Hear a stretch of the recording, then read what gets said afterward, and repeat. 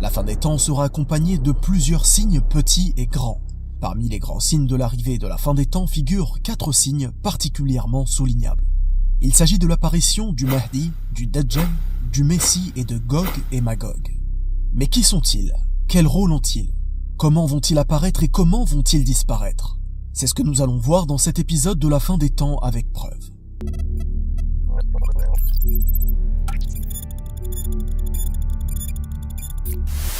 À l'approche de l'heure, un homme portant le même nom que le messager d'Allah sallallahu alayhi wa sallam apparaîtra. Le père de cet homme portera aussi le même nom que le père du prophète sallallahu alayhi wa sallam, Abdullah.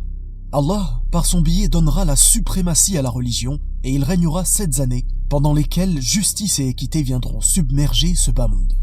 L'argent sera donné à profusion et les bienfaits de cette terre se multiplieront. À quoi ressemblera-t-il? Certaines preuves religieuses nous rapportent qu'il aura le front dégarni et le nez aquilin, c'est-à-dire légèrement courbé.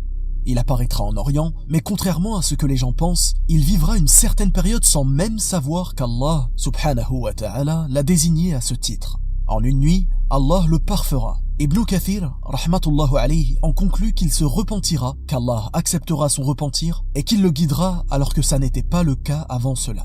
Tout ceci durera un certain temps, mais par la suite, le mal apparaîtra.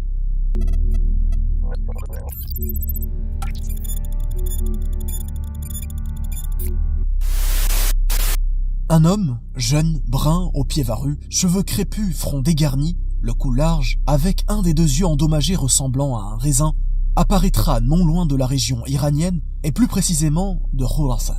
On pourra distinguer entre ses yeux le terme kafara ou kafir, qui signifie mécréant. Cette écriture sera visible pour les croyants et invisible pour les non-croyants. Il est aussi rapporté qu'il ne pourra pas enfanter et sera stérile. Il parcourra la terre sans ne manquer aucune cité, sauf Médine et Mecca où il lui sera impossible de pénétrer, ces cités étant gardées par des anges. Il accomplira des miracles qui tromperont les gens.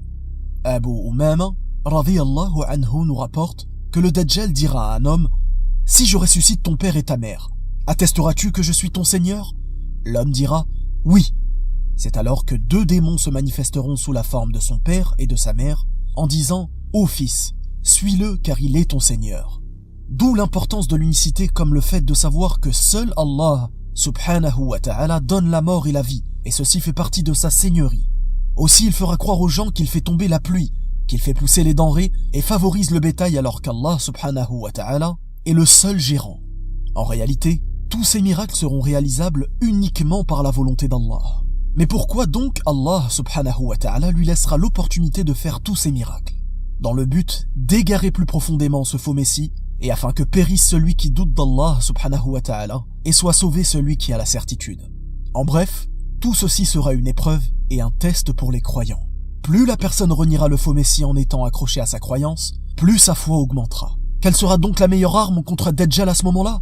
At-Tawhid, le fait d'unifier Allah dans ses actes, dans son adoration et dans ses noms et attributs. Aucun trouble ne sera plus important que celui du faux messie. Seule une minorité de croyants échappera au faux messie et viendra alors l'heure de la descente de Isa ibn Maryam, alayhi salam, Jésus, prophète et messager, sur le minaret blanc à l'est de Damas.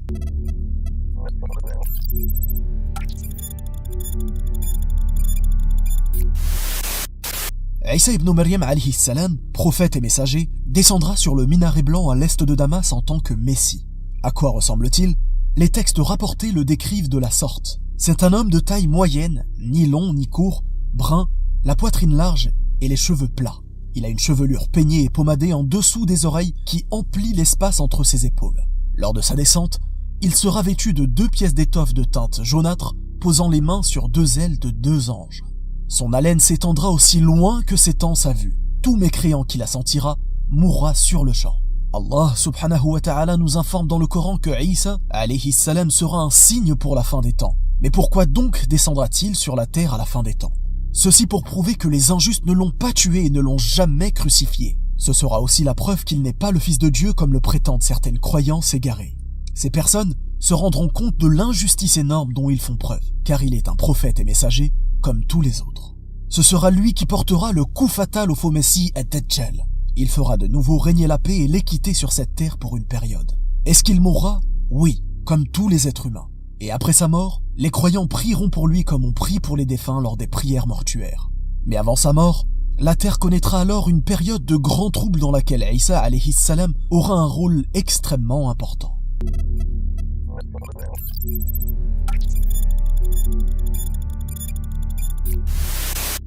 Sont-ils des monstres? Sont-ils des démons? Désigne-t-il une métaphore? Eh bien non, ils sont humains de la descendance de Adam alayhi salam, comme le rapporte Abdullah ibn Amr, radiyallahu anhu. Dans le même hadith, il est dit d'eux, lorsqu'ils seront envoyés aux gens, ils saccageront leur vie. À quoi ressemblent-ils? Il est rapporté qu'ils ont de petits yeux, le nez petit et fin, cheveux roux, et le visage large tel un bouclier martelé. Dans la sourate Al-Kahf, Allah subhanahu wa ta'ala nous informe que Dhul Qurnayn a érigé un remblai à leur encontre pour préserver un peuple qui était victime d'eux. Dans la sourate Al-Anbiya, Allah subhanahu wa ta'ala nous informe dans ce sens, jusque soient relâchés les Ya'juj et les Ma'juj et qu'ils se précipiteront de chaque hauteur.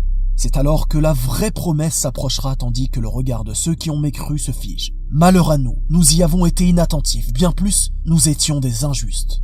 L'arrivée de Gog et Magog sera évocatrice de la proximité imminente de la fin des temps.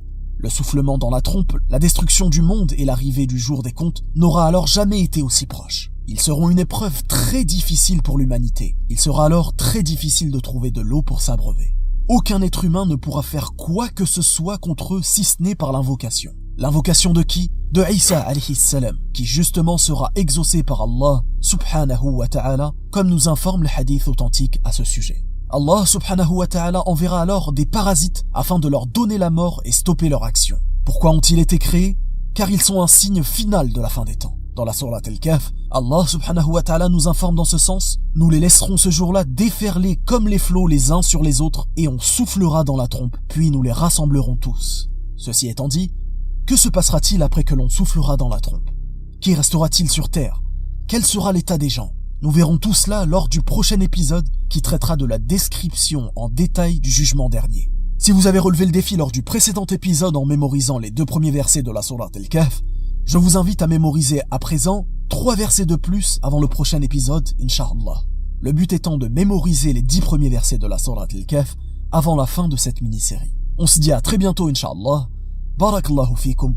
Wassalamu alaykum wa rahmatullah.